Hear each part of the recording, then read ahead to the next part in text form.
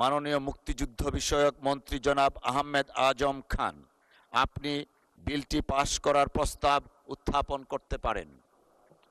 মাননীয় স্পিকার, আপনাকে ধন্যবাদ।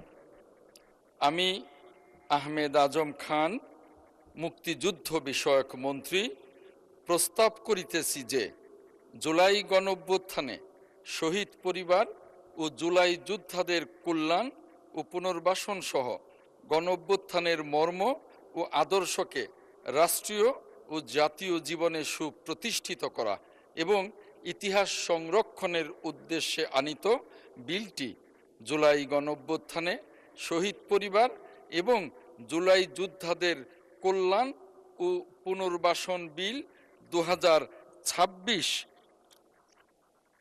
মহান সংসদে উত্থাপিত আকারে পাশ করা হোক। মাননীয় স্পিকার, আপনাকে ধন্যবাদ। মাননীয় মন্ত্রী, আপনাকেও ধন্যবাদ।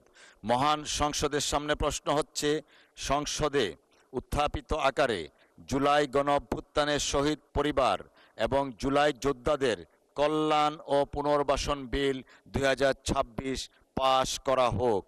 যারা এই প্রস্তাবের পক্ষে আছেন তারা হ্যাঁ বলুন। যারা এ প্রস্তাবের বিপক্ষে আছেন তারা না বলুন। আমার মনে হয় হ্যাঁ জয়যুক্ত হয়েছে, হ্যাঁ জয়যুক্ত হয়েছে, হ্যাঁ জয়যুক্ত হয়েছে। অতএব সংসদে উত্থাপিত আকারে শেষ করি একটু একটু একটু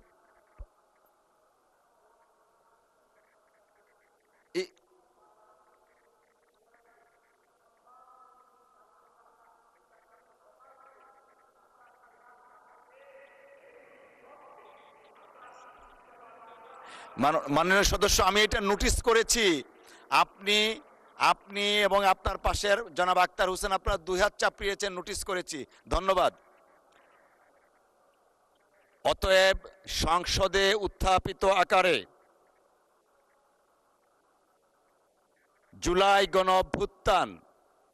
অভ্যুত্থানের শহীদ পরিবার এবং জুলাই যোদ্ধাদের কল্যাণ ও পুনর্বাসন বিল 2026 সর্বসম্মতিক্রমে পাশ হলো।